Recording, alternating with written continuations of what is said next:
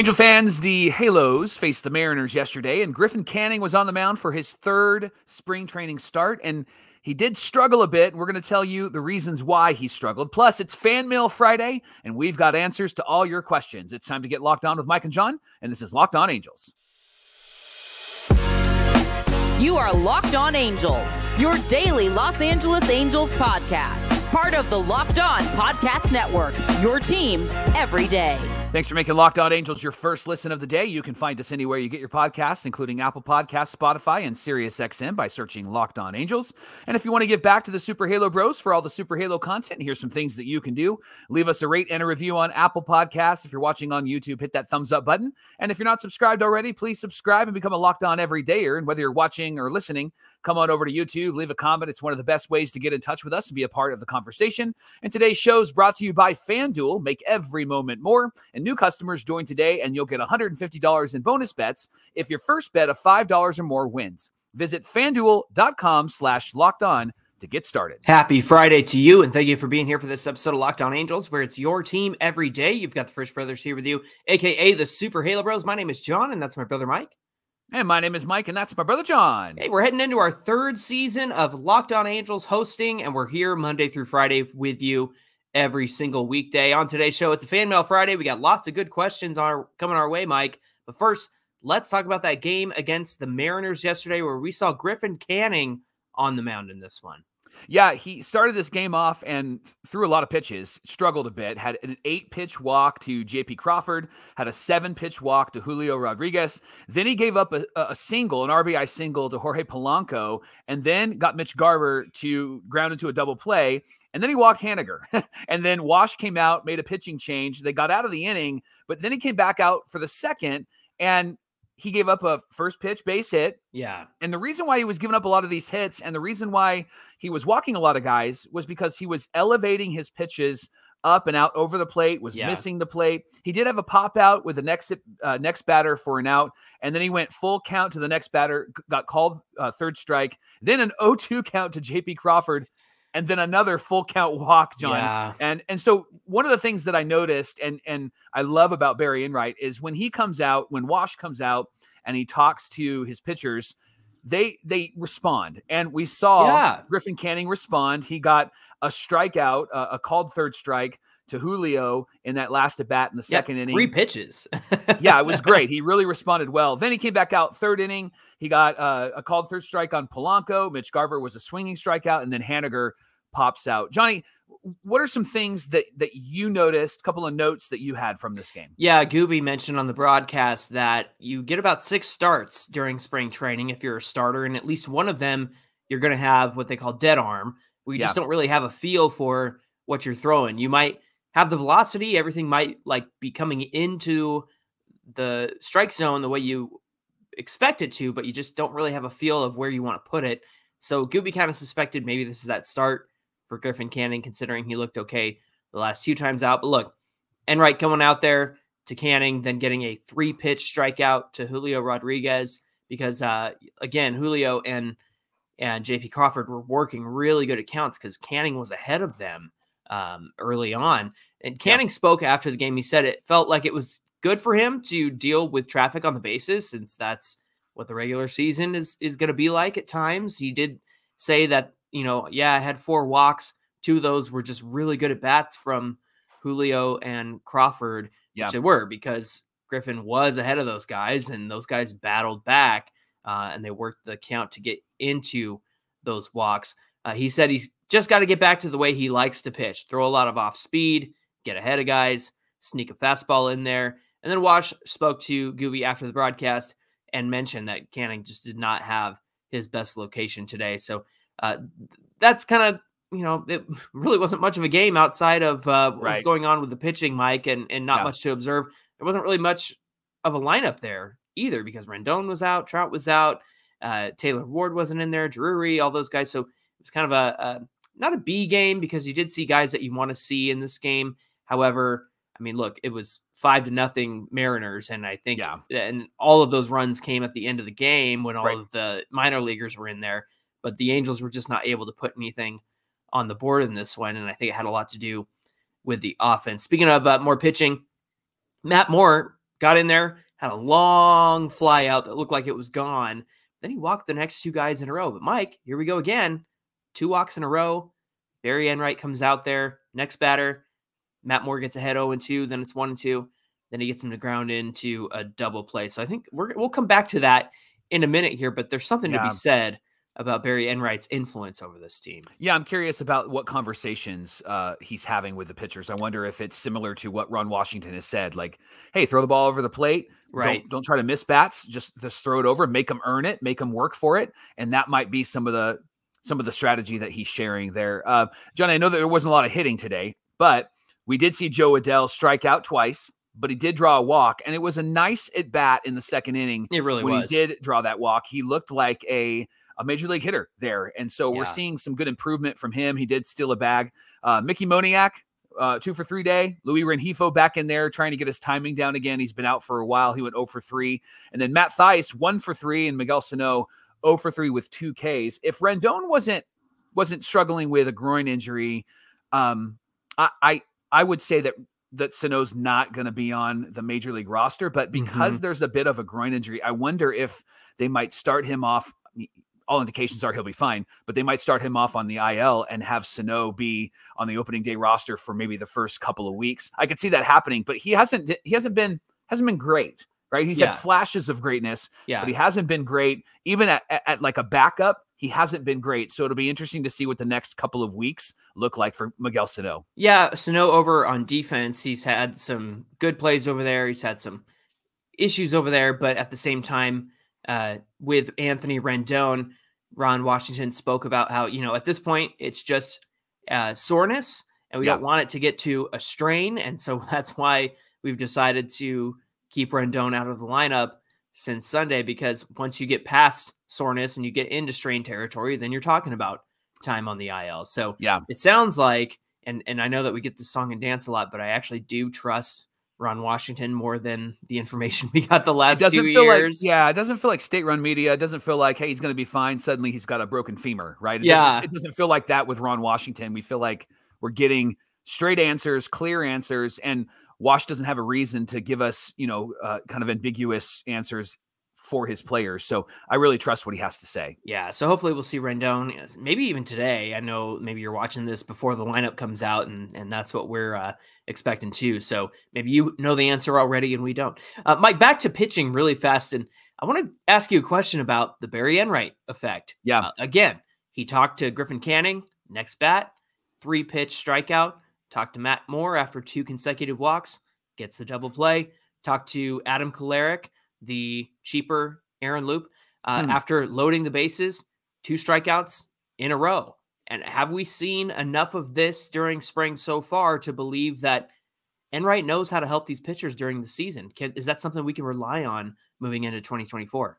I wouldn't see why not. And it seems like he knows what to say to his guys when he goes out there. And that's why just speculating on maybe that's what they're talking about when Ron Washington says, hey, throw it over the plate, make them earn it.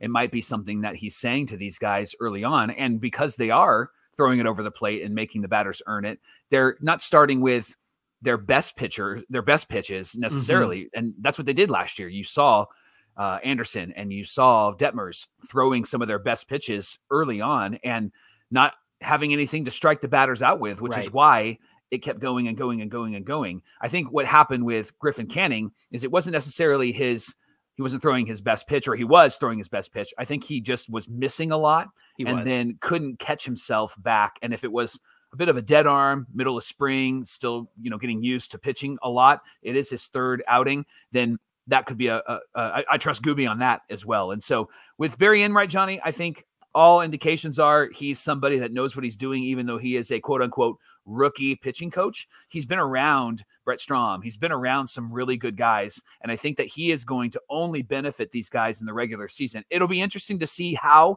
these guys respond when the games matter. And if they respond the way that we see them respond in spring training, I can't see why this would be a season that would suck. I think it's going to be a good season to watch our pitchers develop. Certainly an improvement over what they've had the last few years when the pitching coach can come out there and then the pitcher doesn't immediately surrender a home run, right? What do you do, Matt Wise? I'm gonna miss those episodes. What this do you year, Johnny. even do? Hey, thanks for making Locked On Angels your first listen every single day. The Angels are playing the Rockies today at 12:10 Pacific time. You can catch every pitch of the Angels' hometown broadcast with SiriusXM on the SXM app. Just search Angels.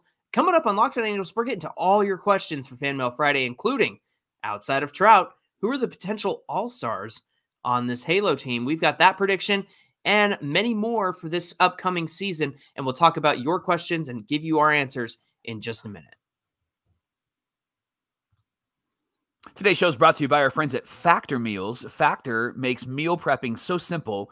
Factor's ready-to-eat meal delivery takes the stress out of meal planning. Sounds great, right? Skip the grocery store, the prep work, cooking fatigue. Instead, you get chef-crafted, dietitian-approved meals delivered right to your door with over 35 meals to choose from each week, including options like keto, calorie smart, vegan and veggie, and more. You'll have a ton of nutritious and flavorful options to always eat healthy. No more frantic lunch preps or rushed dinners. Gosh, that would be an answer to prayer for us, right? Just moving so fast with a family of 5. Factor's 2-minute meals are your secret weapon this year. Fuel up fast with restaurant quality meals, all delivered right to your door. Plus, Factor now offers loads of snack options, John, like breakfast, smoothies, juices, and much, much more to keep you going no matter what schedule you're on. You can skip the overpriced takeout, which, man, right now, takeout, really expensive. Fast food, really expensive. So choose the cheaper option and the way more delicious option with Factor Meals. Factor Meals are ready to heat and eat in just 2 minutes, which means there's more time for you and for the ones that you love. Head to factormeals.com/LockedOnMLB. And then when you get there and you check out, use our code LockedOnMLB and you'll get 50% off. That's LockedOnMLB at factormeals.com/LockedOnMLB and you'll get 50% off. Factor Meals, get your delicious, chef-crafted, dietitian-approved, ready-to-eat meals delivered right to your door today.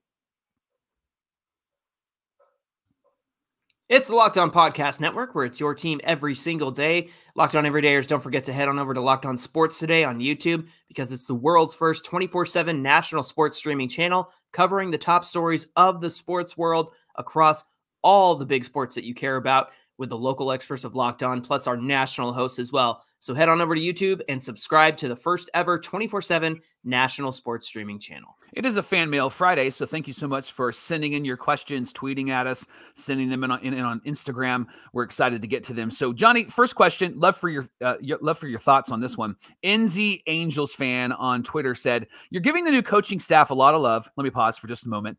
Yeah, because any new coaching staff deserves a lot of love compared to what we've had, right? Okay, I'll continue. Now, I'm not saying that you're wrong. Thank you very much for that. But what's the one thing that you'll be looking for that shows that they're really making a difference? Why don't you answer this one, Johnny? Yeah, I think it's going to be multiple things. So I'm going to cheat here a little bit and go beyond the one thing I'm looking for. Mike, the race to 2 strikes approach and attack the zone from the pitchers and the bullpen guys. And what do they do after they get to 2 strikes? Yeah. You look at Griffin Canning today, and he had some tough matchups with Julio Rodriguez and JP Crawford, and he got ahead 0-2, 1-2. And then what do you do? Mm-hmm. Do you use your best pitch to get them out? What do you do when they lay off your best pitch? How are you going to respond to that? So I'm interested to see what happens after that. Mike, stolen base attempts, not necessarily successful stolen bases, but I'm looking at how often are they going for it? How often, what's their success rate versus how many do they have? So more of a percentage versus a total. Taking the extra bag, Mike, I think it's very simple, fundamental baseball to go first to third when you have that opportunity. It looks like the Angels are being really aggressive on that. Longer at bats, so yielding more high pitch counts on opposing pitchers. We saw a lot of that early on in spring. I got to say, watching, maybe this is recency bias, but especially against like Brian Wu yesterday, who is going to be a Mariners starter, and he's very good. There wasn't very much working the count, other than Joe Adell did a good job to work that count in that one.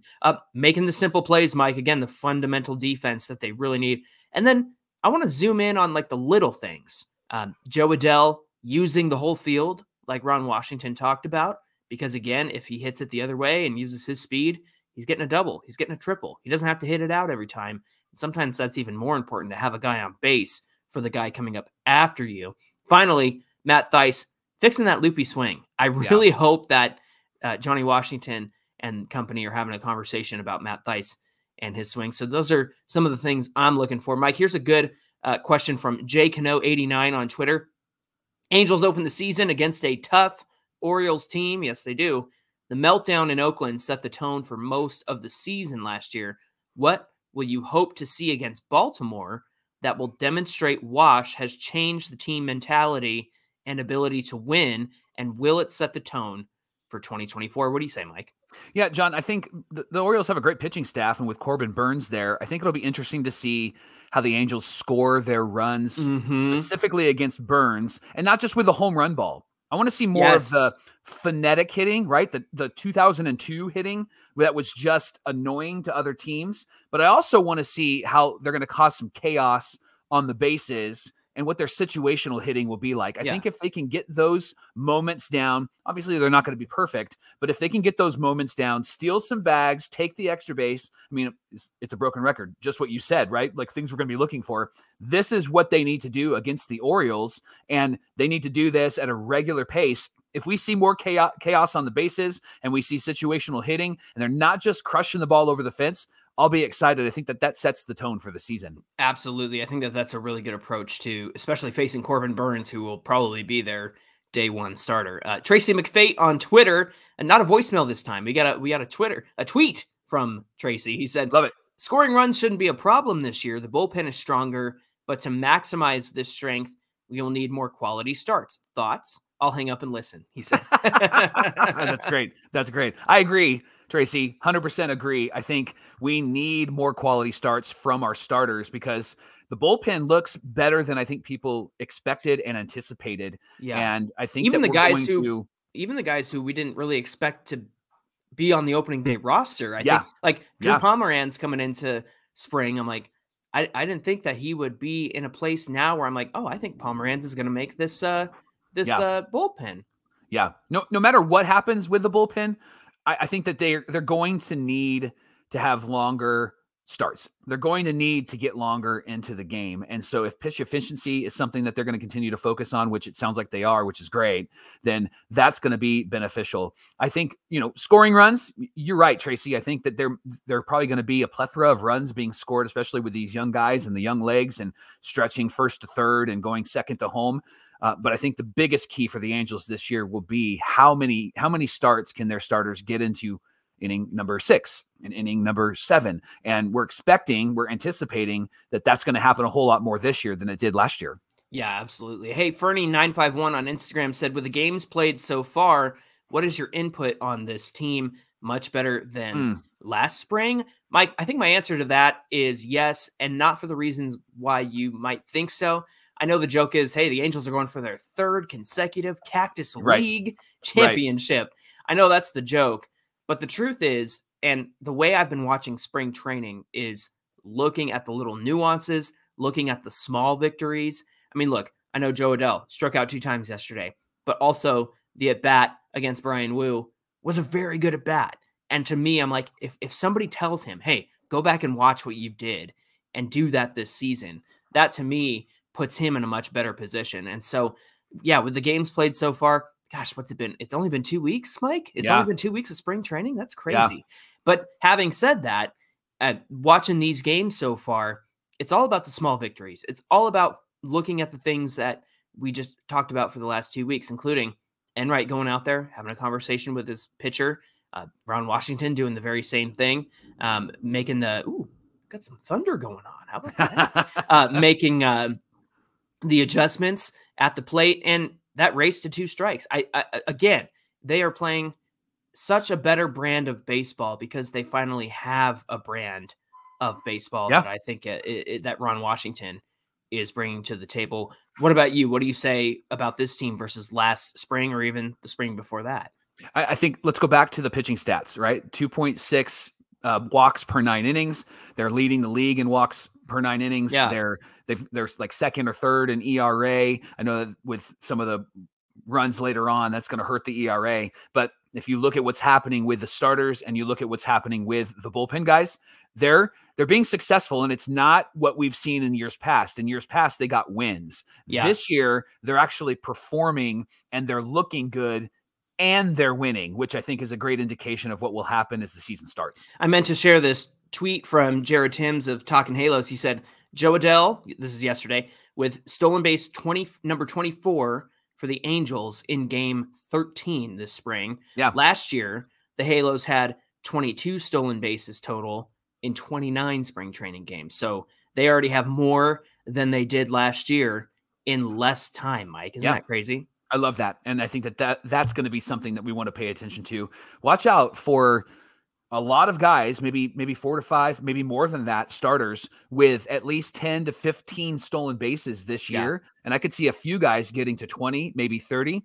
John, maybe we're going to be talking potentially a 30-30 season for somebody like a Mickey Moniak or a 30-30 season for somebody like Joe Adell. If he can stay healthy and if he can continue to work on his hitting, that could be a really incredible season for both of them.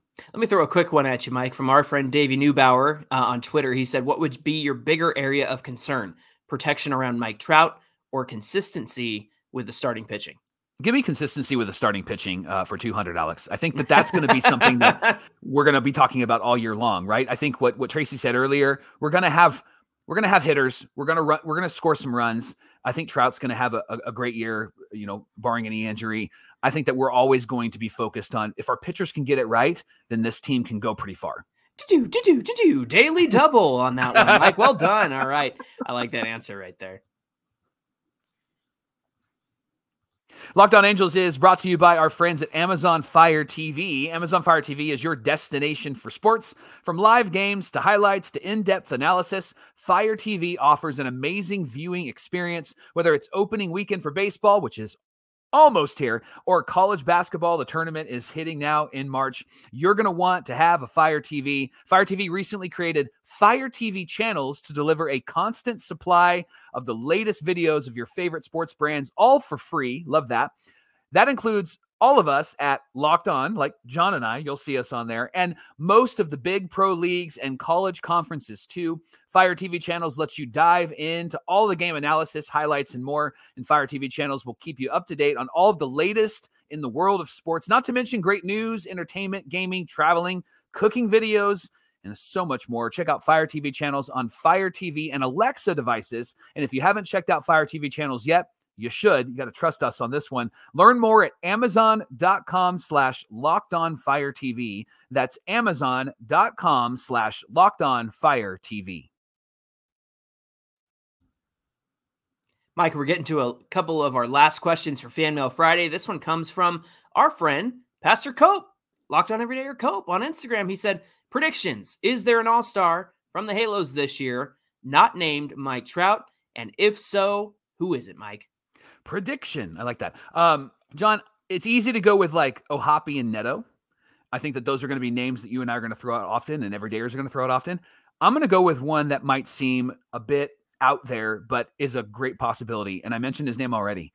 Mickey Moniak. Okay. I think Mickey Moniak could be somebody that could be sneaky good this year, especially if he has a run like he did last year when he was just hitting everything. I could see Moniak ending the first half with a batting average of over 300, maybe having double digits in home runs, 10 to 15, and being somebody that has played a quality outfield. And I think the stolen bases and runs scored are going to be two categories that we need to pay attention to with Mickey Moniak, especially if Wash keeps putting him at the top of the lineup. So I'm going to go with Mickey Moniak. John, what about you? Taylor Ward. This is the year. He's got to get it. He's got to get it. Mike, kind of on the same note, listen to Cole on Instagram said, which young Angel player do you think makes the All-Star game first? I think Ohapi, and I'm with Listen to Cole because when I think about the path to the All-Star game and the vote getting and whatnot, I don't know that any of our young guys, even this year, would get enough votes to get to the game. But as backups and getting there based on their performances, could totally see Logan Ohapi getting to the All-Star game this year. Yeah, and with votes, I know that the catching position is a really famous, prominent position with Adley Rutschman and all of those. John, if Ohapi has a really good first half, I could see him in the running for one of the leading vote getters at catcher because he just is a likable guy. And you keep putting a microphone in front of him, Bally Sports West, and you're going to see people really fall in love with this guy because he's just fun. He's fun to listen to. It's fun to hear thoughts. He has a lot of strategy in his mind. I love that, John. Yeah, we got 3 questions here, Mike, kind of along the same lines about Blake Snell, Jordan Montgomery, both of whom still haven't signed as of this recording. So crazy. But at Gonzalez32 Sal on Twitter said, if the Angels add another starter like Snell or Montgomery, do you guys believe, like me, that they'll surprise a lot of people and make it to the postseason? P.S. Love listening to you guys every day. Keep up the great content. Thank you so much for that, Sal. Mike, what do you say? Snell or Montgomery? Do the Angels surprise people here?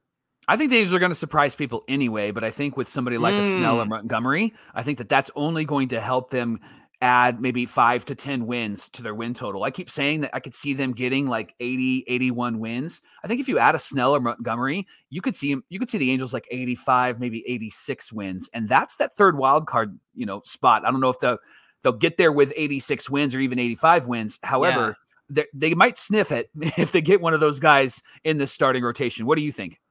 Man, I don't know if you can hear that, but I got some weather going on right now back there. It's pretty crazy. But listen, I'm with you. I think that there's no harm in adding one of those arms there. And again, you got to play all 162. And the fact is there are people that got counted out last year, like the Diamondbacks and the Rangers. And there they are in the World Series. So anything can happen, especially if you add a really solid arm like one of those two. Mike Mannyman2112 on YouTube wants to know, the analogy of the Angels shouldn't sign Snell or Montgomery because it doesn't move the needle that much, but yet apparently it makes sense for the Red Sox or the unpredictable Giants.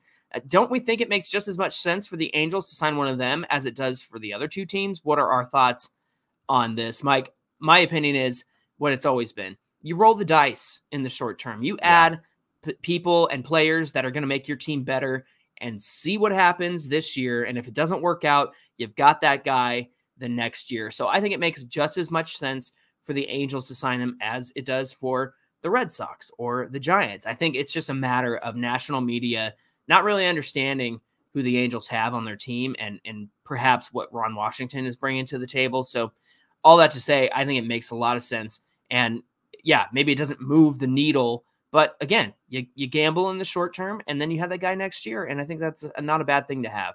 Yeah. Manny Man, this is why we're everydayers, because everydayers know what this team has, right? Yeah. This is why we're everydayers. We see what's happening with this team. And I just don't think that the national media recognize what you just pointed out, John, the young studs on this team, and also the management and the coaching has really been a game changer so far. And when April ends and they get into May, and maybe even when May ends, I think a lot of national media players are going to be like, wow, all right, they're doing well. Right.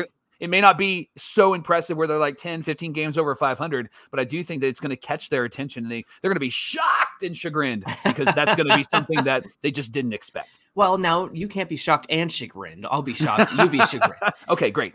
Ian Alexander on Instagram, he said, would you rather have Snell or Montgomery or let the young pitchers develop in the long term? What do you say, Mike? I say Montgomery, just because we're not going to lose a draft pick, and you and I did a whole show on that and why it would benefit the Angels. So I say Montgomery over Snell. Yeah, and if it displaces maybe, I don't know who they would move out of the rotation, but if it displaces one of those guys and puts them in the bullpen, or maybe Chase Silseth goes down to the minors. Look, I'm excited to see the 5 that we have, especially like a Chase Silseth, but there's no harm in adding a Montgomery, especially if you can get him beyond 2024. Mike, last question here. Why don't you read this one for us? Because I have some thoughts here. Yeah, Jeremiah Mason on Instagram said, thoughts on giving Rendon a standing ovation at the home opener? What a sweet question. John, give us your sweet thoughts here. Listen, that is a tough sell. Right. And here's why. So Trey Turner got a standing ovation last year from Phillies fans, and the Phillies had a game in Miami on August 2nd. And afterwards, I watched the interview, and they were talking to him, and he said he's the reason they lost that game. He made a mistake on defense. He didn't make a play that he should have. And the reporter followed up with, even though there were other things that went wrong in this game, do you really feel that way? And Trey said, yeah, I do. I think that we could have won the game if it hadn't been for my mistake. And plus, Mike, Trey Turner was not being Trey Turner for most of the season. Then once the Phillies got back home, the crowd gave him that standing ovation, and it felt like Trey Turner took responsibility, owned up to his mistakes. And to be honest, especially when you watch that video, it was really endearing. That interview, you're kind of like, dang, I feel bad for Trey Turner.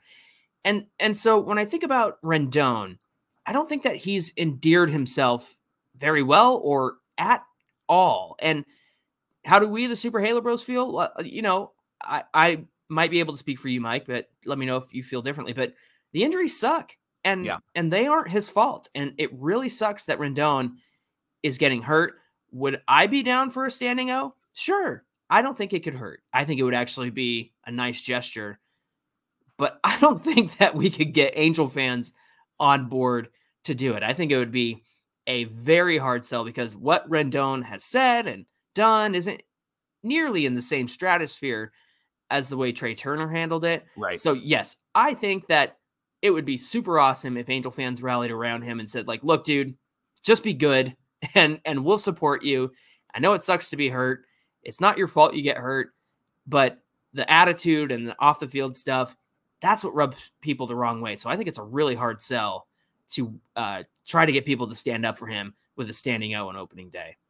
Hey, thanks for making Locked On Angels your first listen of the day. Remember that the Angels play the Rockies. The Rockies? I thought the Rockies would be a lot more rockier than this. Hey. They play them today at 12:10 Pacific time, and you can catch every pitch of the Angels' hometown broadcast with SiriusXM on the SXM app. Just search Angels. Hey, give us a follow on Twitter at Locked On Angels and at Super Halo Bros on Twitter and Instagram. Whether you're watching or listening to today's show, come on over to YouTube, get in the comments section. It's the best way to be part of the conversation. Mike, if I don't get washed away from this weather I'm having right now, what do we have on Monday's show? John, friend of the pod, Swilly Sports, will be Yay. joining us on Monday. She spent a few days watching our Halos in spring training, was there for I think 7 to 10 days. It was awesome to just follow her on Twitter. Good follow on Twitter, by the way.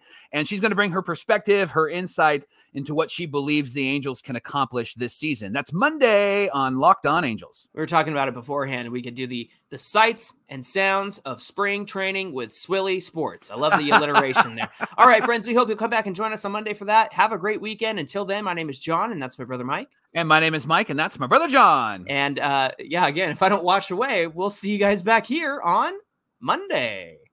I bumped my camera Can you hear that? I'm pointing the mic. You can't hear it at all. I'm too busy bumping my camera and knocking my camera over.